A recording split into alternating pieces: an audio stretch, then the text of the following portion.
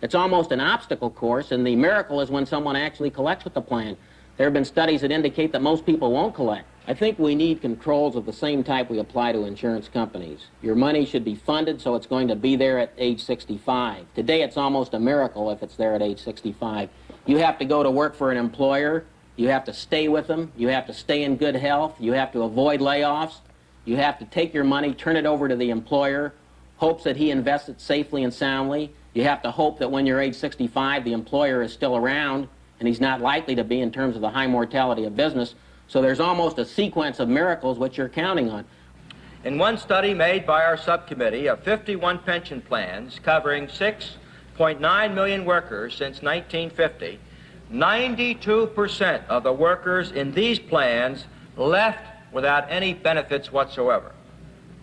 Workers are losing their pension rights when their companies go bankrupt, merge with other companies, or simply go out of business. Workers are losing their pension rights when they are forced to leave one job to find another.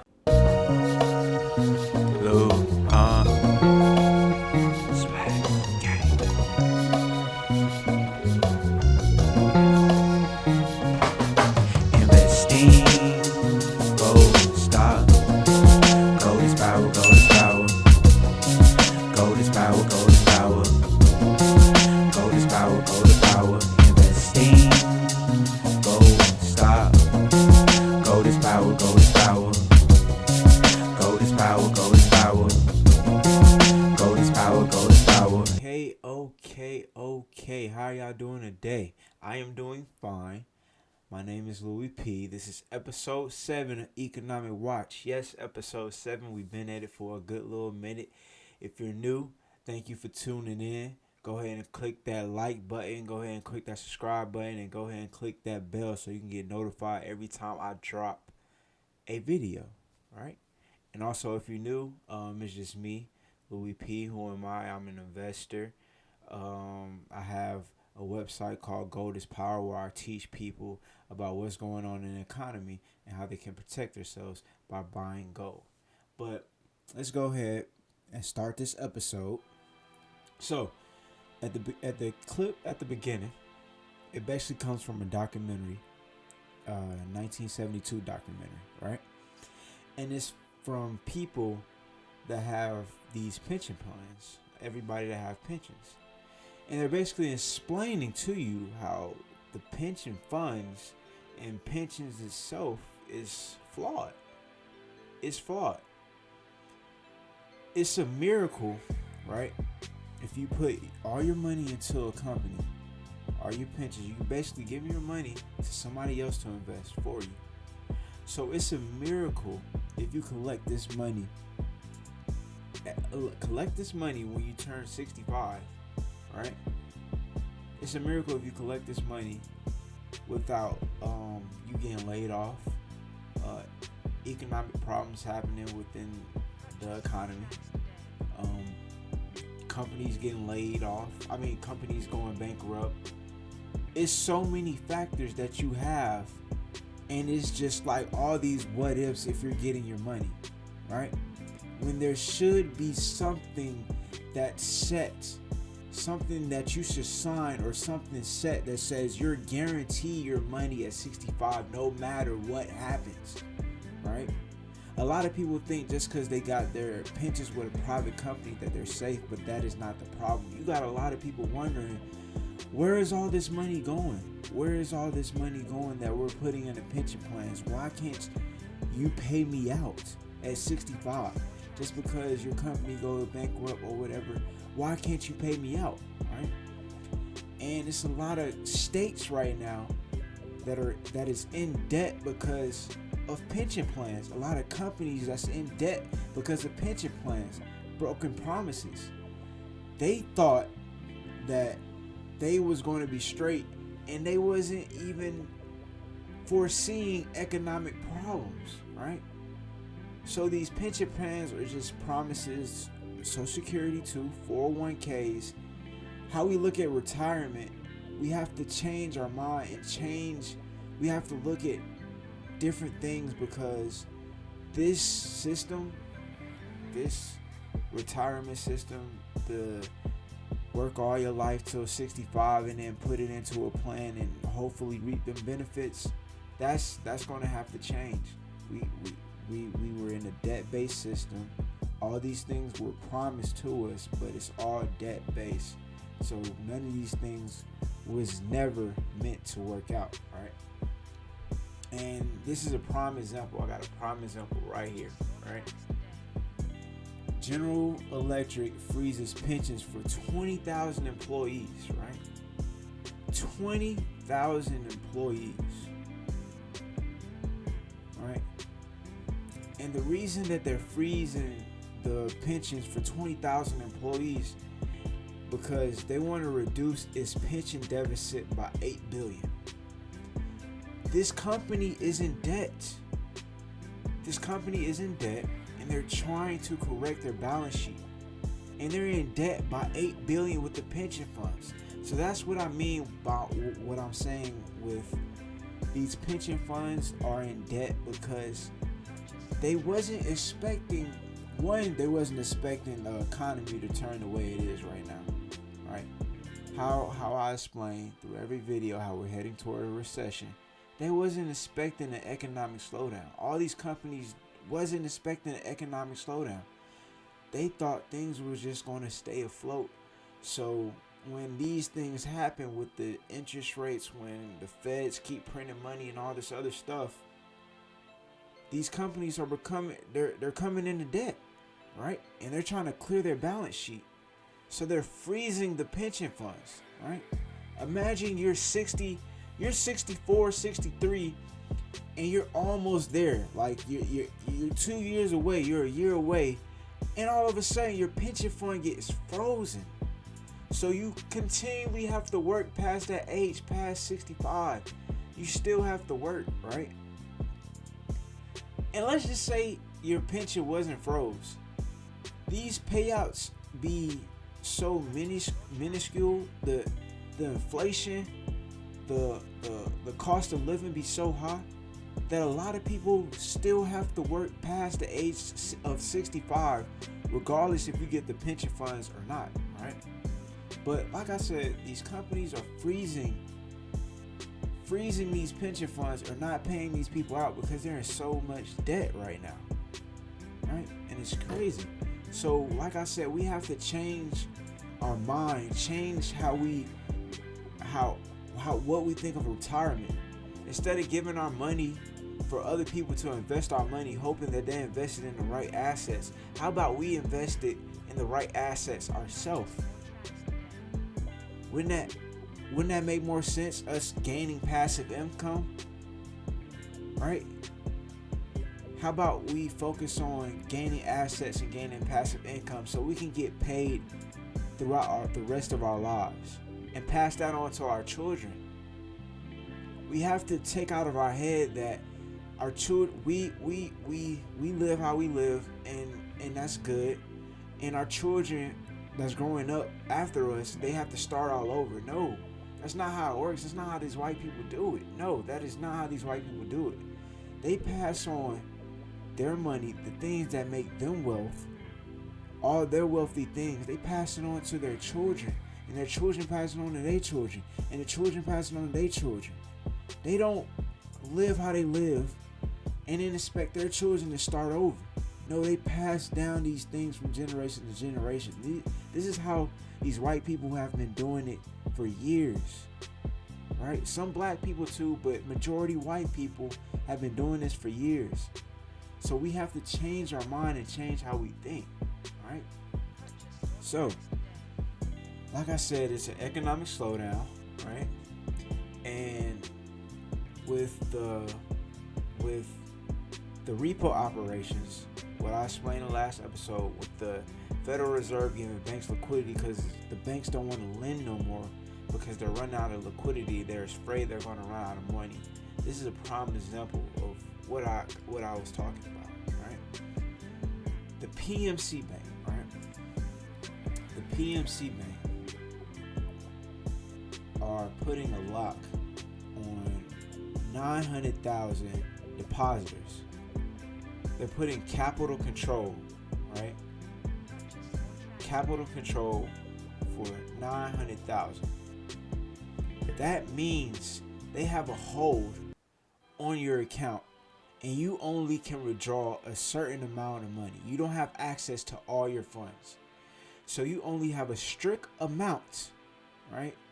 A strict amount that you can withdraw from your account, right? Just imagine one day you just heard on the news that Bank of America or Wells Fargo, they're on lock.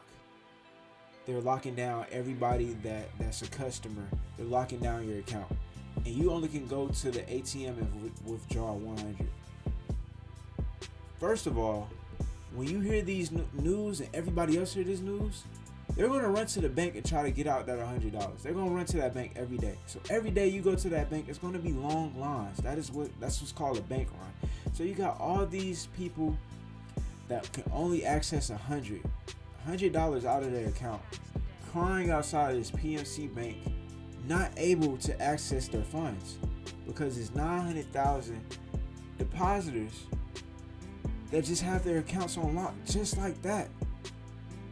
All your funds locked, just like that. The banks are in control of your account, and they just lock it just like that, and you have no access to your account. That's terrible. That is so. It's just terrible. And here's another example of your funds just being totally just locked out of nowhere. You're not being able to withdraw your funds. So this guy right here is Neil Woodford, right?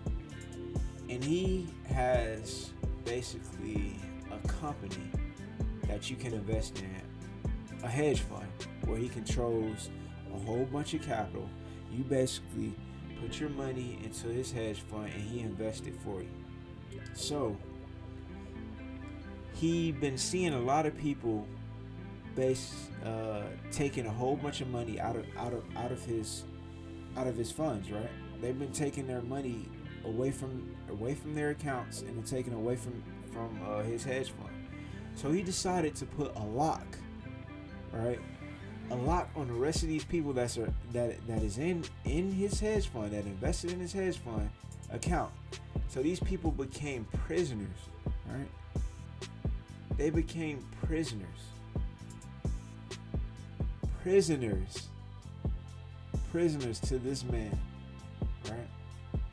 So imagine you have all your money into this guy hedge fund, and as the economy slows down, as the stock starts to slow down, as all these things are happening, only thing you can do is just watch your account dwindle down, right?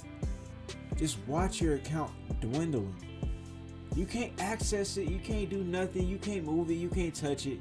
As the economy slowing down, stock market slowing down, all this slowing down, you're just watching your funds dwindle down slowly, just dying slowly, and you can't do nothing about it because this guy decides to lock your account because he's afraid of everybody fleeing away. And the crazy thing about this is, if you read this article, a lot of people are still not that worried because he is still getting new customers. This man is still getting new customers after he got prisoners, right? And when I say prisoners, I don't want you to think of like he's actually got held people hostage. I'm talking about accounts. He got prison accounts. He's holding accounts hostage. You can't move no funds. So people are seeing this, hearing about this, and he is still getting new customers. So that just goes to show what people's mindsets are like, how people be thinking, right? And which is very, very crazy. So with Donald Trump talking about we need to go to zero interest rates, negative interest rates, the dollar's too strong, the feds don't know what they're doing, they're a joke, yada yada yada yada yada. So we got an ex-CEO, right? It's an ex-Credit. He was, I think it's ex-Credit Susie. I think it's a credit card company or whatever. So it's the CEO of this company basically saying that negative interest rates are crazy, which they are. In the quote here, he says, negative interest rates are crazy. That means money is not worth anything anymore. Which is the truth, right?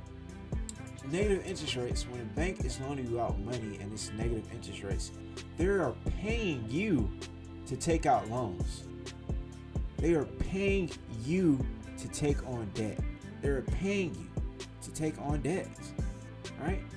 And people that are saving, you're getting money chipped away from your savings because it's negative interest rates. So it's punishing the savers, but it's rewarding the people that want to go into debt.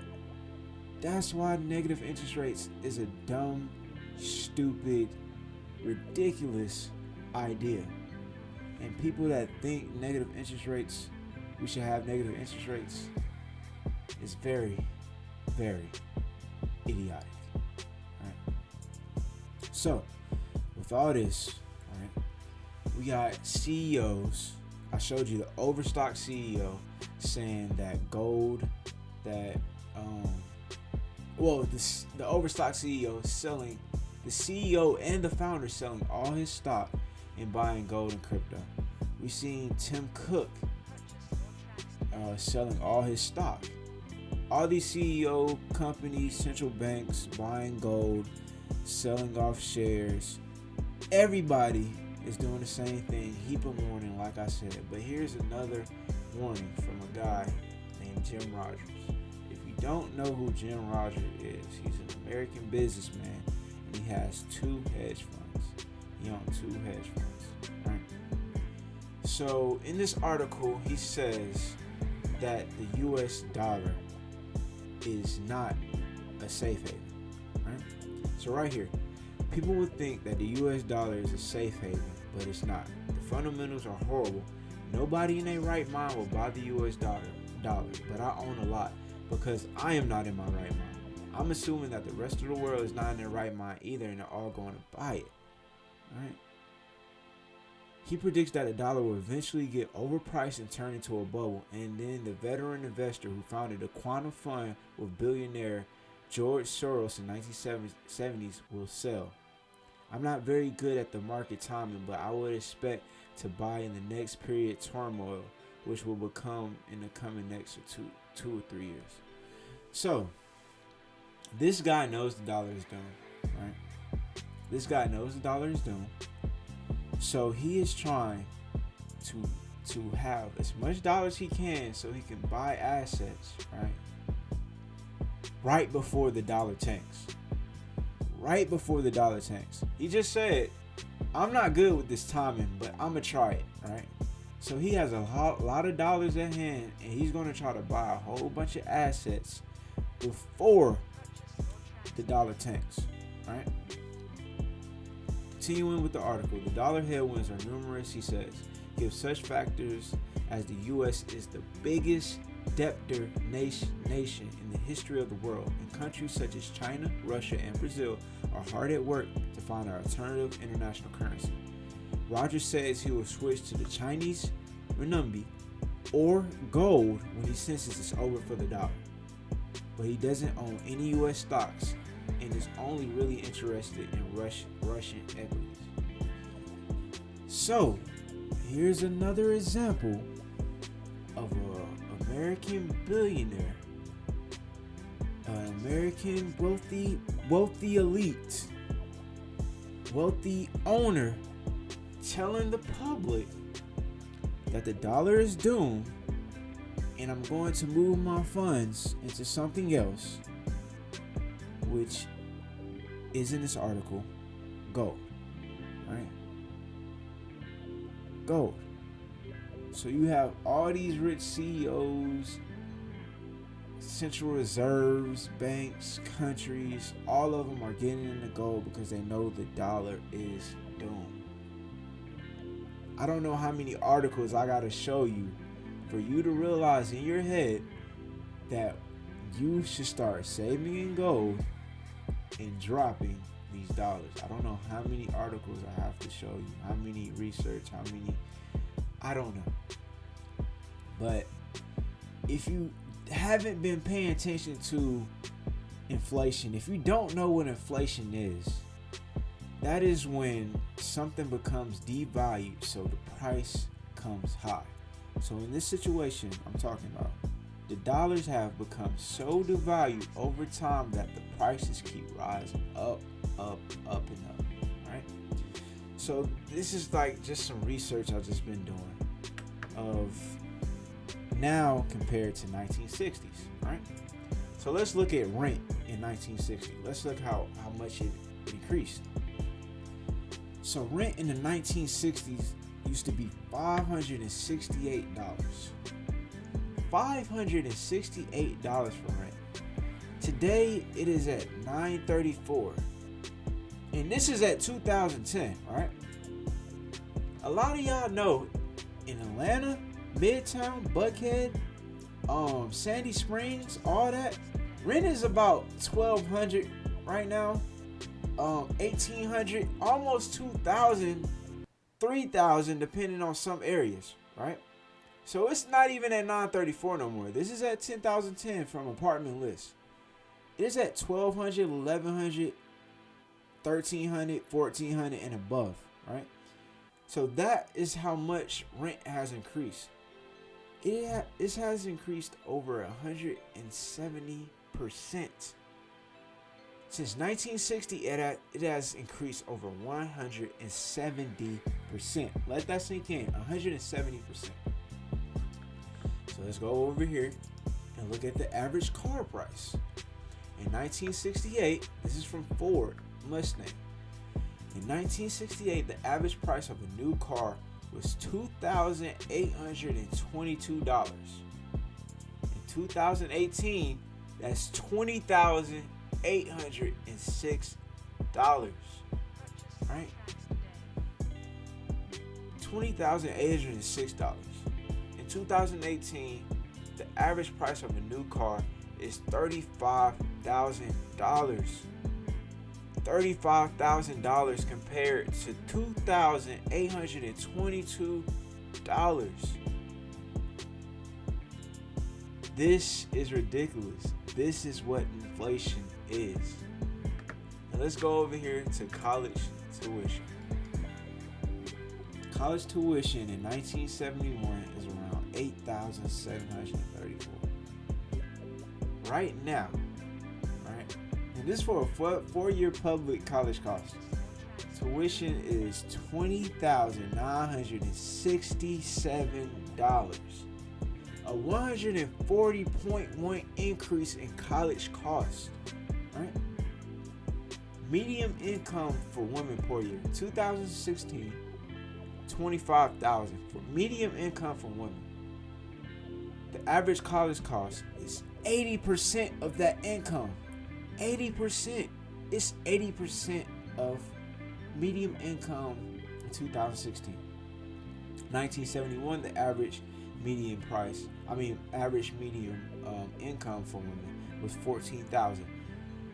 That's only 58% of the median income, right? A 73.7 increase in the median income. For men, 2016, $40,000. 2016 average college cost only 51% of the median income. 1971, it was $42,000. That's how much men was making in $42,000, average median income. In 1971, average college cost was only 20% of median income. 20%. 20%, right? So when you think about it, in 1971, there was no massive student loan debt, because all you had to do is work and you can save up and you can go to school. Or parents in 1971, all they had to do is work save up and send their kids to school. It was no massive student loan debt. Colleges back then, see, colleges are smart. They on the finesse gabble, right? Before the banks agreed, or before the laws was passed giving 18-year-olds loans for 100,000, you can give them a loan for 100,000 and above, but you can't give them a regular loan for 100,000, right? You gonna give them a loan they can't default on, then they have to pay over time. You can't default on this loan. This is the only loan you can't default on, and you have to pay. So before somebody had a great idea to give these 18-year-olds a $100,000 loan, they had to come out their pocket. So the average price was low. Now that they passed this, colleges are not dumb. They're saying, okay, you're going to give these people money to go to school. We're going to increase the price. As long as you keep giving them money and they keep giving us money, we're going to keep increasing that price. We're going to increase tuition, right? Along with inflation. So all these things that have been increasing over time, this isn't because the houses got better, right? This isn't because the cars got so much better. This is because education got so much better. This is because inflation. The dollars are becoming not valuable. Inflation. So, protect your wealth. All right. I'm gonna stress this at the end of every video. All right. Protect your wealth. Save and go. It's so simple. Save and go. If you dabble with cryptocurrency, the company I invested in, we got gold-backed cryptocurrency. We dropping ATMs. So anytime that you want to convert your cryptocurrency for physical gold, you want to have it in your hand. Maybe you old school, you like that physical. You can convert it into physical anytime you want to. If you want to convert your physical back to digital, we got that. So I don't understand why y'all still not opening up a free gold savings account. It's a free gold savings account. Open up a free gold savings account and start acquiring gold before it's too late. Before it's too late. We don't know what's gonna happen tomorrow, next month, or 2 months from now. But you don't want to be the people like from the PMC situation. You don't want to be all of a sudden getting news from the person you bank with that you can't pull funds out no more. You can't pull, and you're restricted. Right? How you gonna go and try to move your account, try to get gold at that point? Because that's what's gonna happen, right? When this all goes down and people realize that gold is valuable because it stores wealth and the dollar is decreasing and there's a whole bunch of bank runs and people put restrictions on your account, a lot of people are gonna try to move into gold when it's too late, and they're gonna have restrictions on your account. So you might not be able to buy gold anymore. So don't put yourself in this predicament where you're stuck. Diversify your portfolio. Diversify. Don't have all your eggs in one basket. Diversify your portfolio. Diversify your assets. Gold is a tier 1 asset, zero risk. So why are you not acquiring it? It's so simple. It's so simple. There is about to be the biggest wealth transfer ever in history. You can either be a winner from this wealth transfer, or you can either be a loser. It's one of the two. But listen, baby. Yes, this was episode 7. Great episode. I love doing this with y'all. Straight off of work. The grind, the hustle. It's all here, baby. I'm gonna keep doing these videos no matter what nobody say. So I appreciate y'all sticking here with me, listening. Love y'all. Wish the best for y'all. Like, subscribe, comment, share. And yeah, peace out. Baron Jermaine over fighting over the power. Crack this baby open. What? You said I can't open this until they click the subscribe button. Hey, y'all need to click that subscribe button right now.